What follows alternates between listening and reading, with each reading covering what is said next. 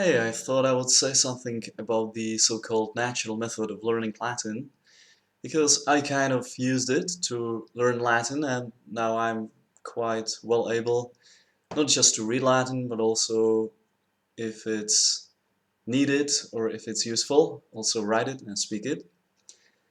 And but there are some myths sometimes surrounding the natural method, or not myths, but misunderstandings of how people use it.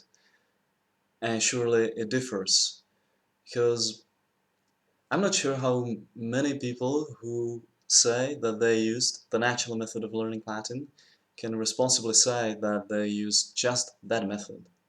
For example, our teacher uh, spoke to us just Latin, and we did it in the way that it is advertised by the great academy, Vivarium Novum.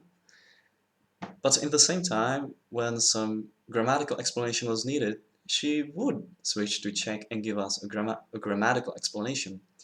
And in the same time, because I was a kind of uh, very enthusiastic student, when I wanted to learn something in advance, because the pace with which we were advancing was too slow for me, and if I wanted to learn something, I would usually first study the grammar formally, because I discovered that I like grammar. I like studying grammar. So what I usually advocate is to use the Familia Romana book as your main text, as your measure of what you can do. But if you don't want to learn the grammar for each chapter through the chapter, if you want to learn it from another source, you shouldn't be afraid to do it. Like, I knew, for example, that some chapter would deal with something, I don't know, with the imperfect verb tense. So what I did wasn't that I started reading the chapter and suddenly saw a form of a verb which was in the imperfect, and I started to think, oh, so this is imperfect, so okay. No, I first looked up on the internet some tables with the imperfect verb tense. I learned how to make it. I did some exercises on the internet. I did the traditional method thingy, and only then I started to read the chapter. Also, I liked studying the words separately. I studying the new words, the new vocabulary, because as you know, each chapter in the Familia Romana book has some new vocabulary. And what I liked was first to look up the vocabulary, looked up uh, the derivated words in English from those Latin words, because I knew some English in that time, or I knew I wasn't bad at English, I would say, and it really made me happy that I can see where the verbs uh, were coming from. So I studied the vocabulary in advance. I would exercise them in advance. I would be given the English or Czech equivalents, and I would have to say it in Latin. And then in the end, I would read the new chapter. So I loved the text, I loved the chapters, but I didn't exactly proceed through the natural method. But I still think that it's the best text with which you can learn Latin. Like, it should be your main text if learning Latin, even if you use the traditional method.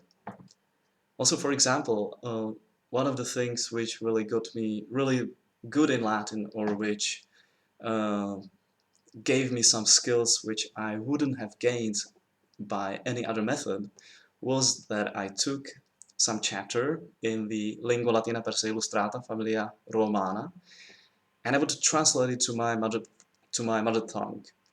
Sorry, to my mother tongue. And then I would translate back to Latin, and I would compare how it looked like. And if there were too many mistakes, or if it looked too differently, then I would retranslate it again, and so on and so on, until I was really good at it, until I could replicate the original text almost perfectly, uh, until I didn't make any mistakes, and so on and so on. And this also has nothing to do with the natural method, but yet I think that the Familia Romana book is the best book on which you can do these, as I call it, double translations, because the texts are very fun. They keep your attention. They are not very difficult, they are not boring, and you can learn Latin quite well with it. Like if you try to retranslate to your mother tongue and then back to Latin some chapter, let's say from the middle or from the end, the language in the middle of Familia Romana or at the end is usually quite advanced. So it's not that much different as if you were translating, let's say, Cicero, and then retranslating to uh, Latin again. So I really think that the book should be used. It should be your main text. It is really fun. It's great that it begins with very simple Latin, which you can read right away, and it finishes with Latin, which is not very far from Ciceronian Latin. That is great, and the texts are fun. The double translations are fun. But as I say, the methods which I applied using the book were usually quite far from the real natural method. So I'm not really sure what I think about the natural method. I think that the natural method surely works. It works for little children who spend 4, 5, 6 years mastering the language just by listening and trying and trial and error. It probably works also for many adult people who spend some time abroad, or perhaps in case of Latin, let's say in the Vivarium Novum Academy, because that's a Latin world, 24 hours a day, 7 days a week, right? But otherwise, if you're just a lone student and you have maybe 1, 2, 3 study partners with which you could kind of speak Latin, I'm not really sure it would work as intended if you did just the natural method.